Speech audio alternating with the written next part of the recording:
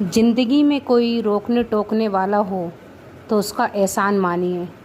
जिन बागों में माली नहीं होते वो बाग बहुत जल्दी उजड़ जाते हैं।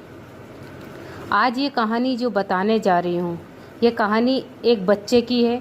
जो छोटा सा बच्चा अपने पिता से पूछता है कि पिताजी आप मुझे बताइए, सीक्रेट ऑफ हैप्पीनेस क्या है, खुश रहने का तरीका क्या है।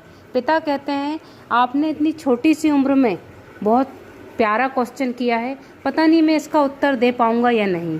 खुश रहने का एकमात्र तरीका जो मैं आपको बताता हूँ कि यहाँ पे आप पहाड़ चढ़कर जाइए, बहुत दूर देखते वहाँ पर एक महल दिखाई दे रहा है।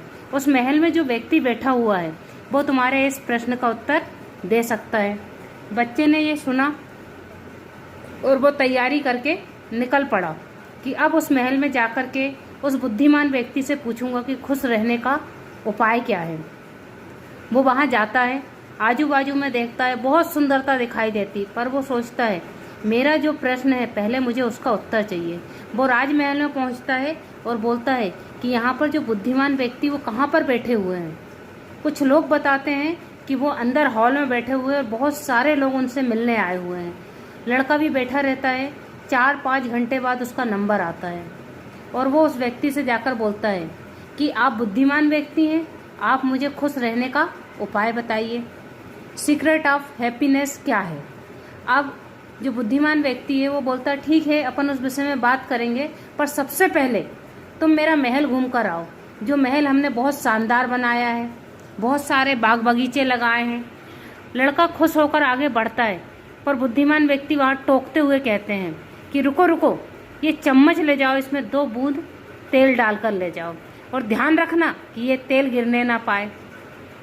अब लड़का हाथ में चम्मच लेके पूरे राजमहल को घूमता है, सभी चीज़ घूमते हुए वापस लौट कर आता है और आकर बोलता है मैंने पूरा राजमहल घूम लिया। अब बुद्धिमान व्यक्ति बोलते हैं आपने देखा कितने सुंदर बगीचे थे, क्या शानदार तस्वीरें थीं, कितने सुंदर फूल लगाए गए हैं। पर लड़का एक ही उत्तर देता है कि नहीं, मैंने किसी चीज़ की तरफ ध्यान नहीं दिया क्योंकि मुझे इस चम्मच में रखे हुए तेल को देखना था। फिर बुद्धिमान व्यक्ति बोलते नहीं, ये तो गलत है, आप फिर से जाओ और जाकर के राजमहल में पूरा देख कर आओ कि कितना शानदार राजमहल है हमारा। लड़का फिर जाता है और देखने लगता है, तो बगीचों को देखता है, सुंदरता को देखता है, फूलों को देखता है। इन सब चीज़ों को देखने के चक्कर में ना जाने उसके हाथ से कब तेल गिर जाता है और लड़का वापस लौट कर आता है और राजा साहब से कहता है कि बहुत शानदार महल है आपका, मैं तो देखकर ही आश्चर्यचकित हो गया, मैंने सब देखा, बहुत सुंदर लगा मुझे देखने में। अब राजा साहब बोलते हैं वो 2 बूंद तेल कहाँ है। फिर अचानक उस लड़के को होश आती है कि अरे वो 2 बूंद तेल तो ना जाने कहाँ गिर गया। अब वो राजा साहब की तरफ बड़े गौर से देखता है तो राजा साहब उसे बताते हैं यही है सीक्रेट ऑफ हैप्पीनेस, कि जो चीज़ आपको बेसिक दी गई थी आप उसको भूल गए, आपने उसको गिरा दिया। इसीलिए जीवन में कितने ही मोड़ आए, कितनी ही खूबसूरती आए, पर आपका जो बेसिक है उसको आप ध्यान रखें। आपके जीवन में जो चीज़ पहले आई है आप उसको ध्यान रखें, आप उसको खोएं ना। क्योंकि जैसे मैंने खो दिया, आज मैं अपने उस चीज़ को खोने के बाद में हम पछता रहे हैं, तो मेरा सभी से अनुरोध है कि आपके जीवन में जो चीज़ पहली आई है उसको हमेशा ध्यान रखें। खूबसूरती की तरफ ना भागें, खूबसूरती का काम तो आना और जाना है, पर जो नेचर की खूबसूरती है उसको बरकरार रखें, उस पर गौर करें और जो ईश्वर ने आपको दिया है उसको एक्सेप्ट करें।